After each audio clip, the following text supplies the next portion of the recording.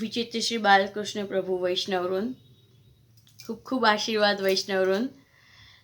तो गुसाई जी की वधाई को दूसरो पद, जयति नाथ विठ्ठल नवल, बहुत ही सुंदर पद है, मेरा बहुत ही फेवरेट कीर्तन है, तो वो गावे को प्रयास करेंगे।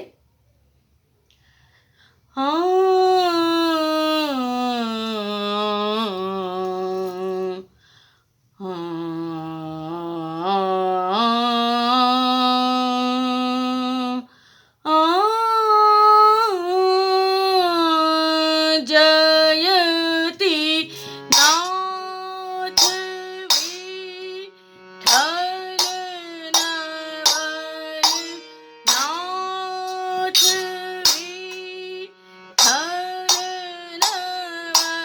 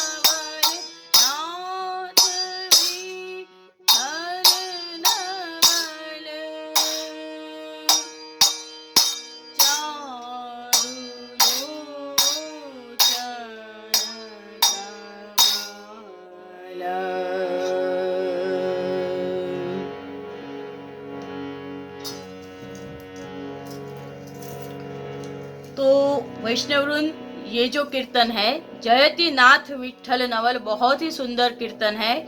इसका जो भावार्थ है वो भी बहुत सुंदर है।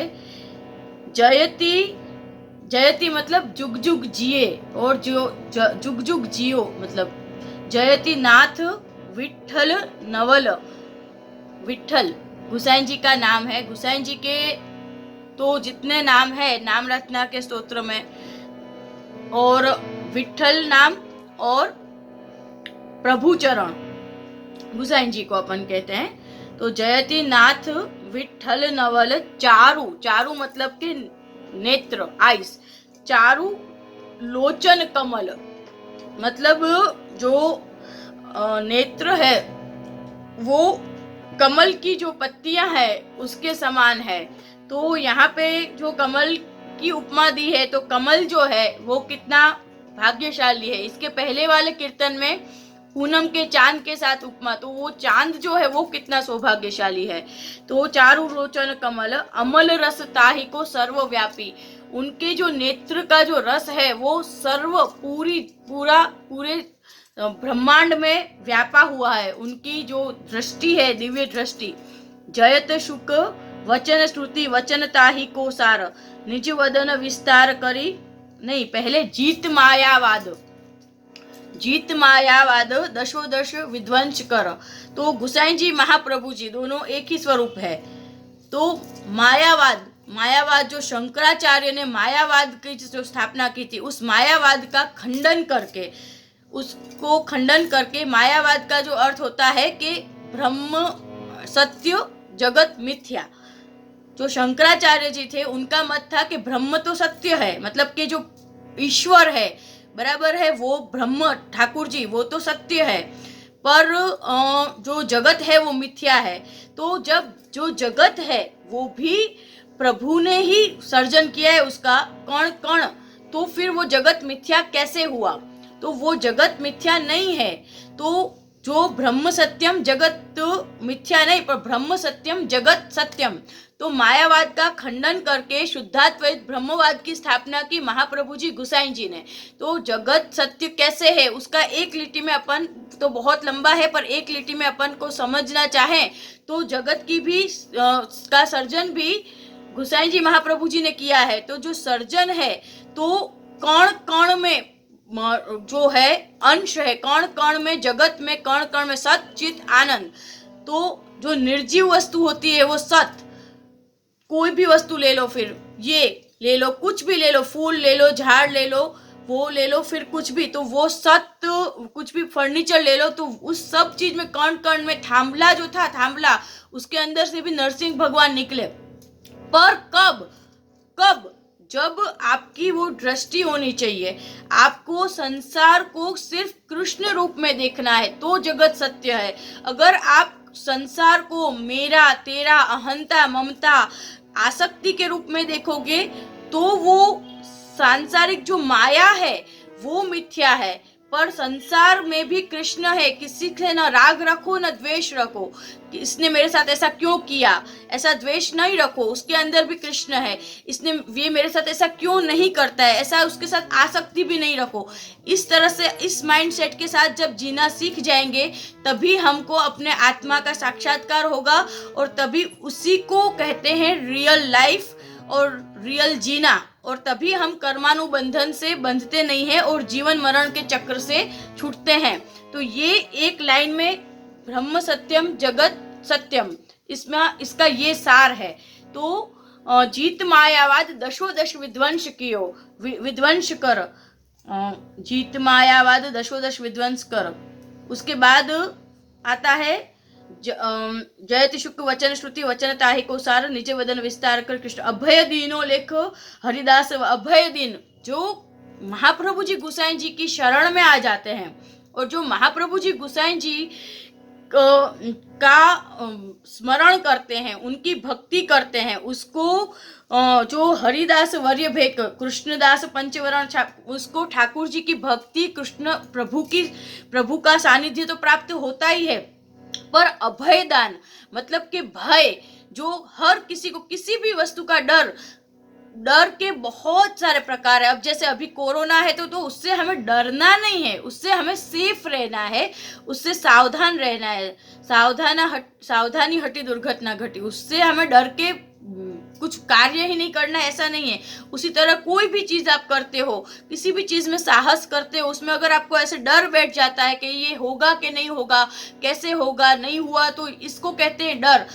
किसी को मृत्यु का डर होता है, किसी को बीमारी का डर होता है, किसी को किसी से वियोग का डर होता है। बहुत भय जो है वो हर मनुष्य में आहार, निद्रा, भय, मैथुन मतलब के आहार मतलब के खाना पीना, आहार, निद्रा मतलब के सोना, भय मतलब के डर लगना, और मैथुन मतलब के संगम की इच्छा होना, वो चार चीज मनुष्य और प्राणी में समान होती है।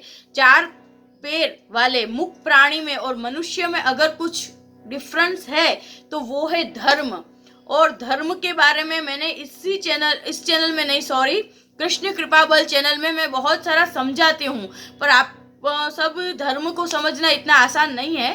खैर, तो इसमें ये समझाया है कि अभय दिनों मतलब भय से, भय किसी से, किसी चीज का आपको भय नहीं, किसी, हाँ भय, कोई आपको धमकी भी देते हैं बिना बात की। कितने लोग तो धमकी से डर के बैठते हैं।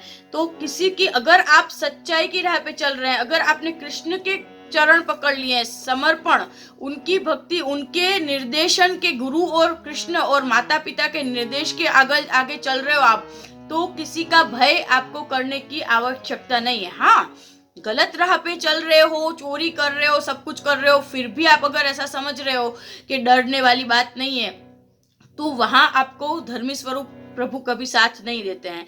पर अगर आप सच्चाई की राह पे चल रहे हो, मुसीबतें बहुत आएगी, कसौटी आएगी, पर वहां आपको डरने की आवश्यकता नहीं है। तो अभय दीनो मतलब के महाप्रभु जी गोसाई जी के चरण पकड़ लिए तो फिर डरने वाली कोई बात ही नहीं है।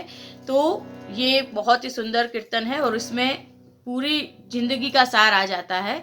तो ठीक है वैष्णवरुन, आगे और आप इस चैनल को सब्सक्राइब कर लीजिए और बेल नोटिफिकेशन बेल जो होती है ऑल, वो दबा दीजिए। और क्यों, ताकि आपको और भी ज़्यादा पाठ के, स्तोत्र पाठ के, कीर्तन के वीडियोस आपको इसमें आप मिस ना करो। उसके अलावा आप इसको ज़्यादा से ज़्यादा शेयर करिए, क्योंकि अभी किसी ने सब्सक्राइब नहीं किया है, तो शेयर करोगे तो उन लोगों जिसको भी सब्सक्राइब करोगे आप, जो भी भगवदीय वैष्णव है, जो रसिक है, कीर्तन के रसिक है, अपने मार्ग का जानने के चाहना वाले हैं, उन सबको आप ये जो वीडियोस है वो शेयर करो, बराबर है। और अच्छा लगे तो लाइक करो, और कमेंट्स में आपको जो भी पूछना है, सीखना है, वो और कमेंट्स में भी आप पूछो। और बस खुश रहो, सेफ रहो, अपने सेव्य प्रभु को लाड लड़ाओ, कीर्तन गान करो, कीर्तन सीखो, और खूब खूब आशीर्वाद। वैष्णव गोसाई जी के उत्सव की बहुत बहुत बधाई।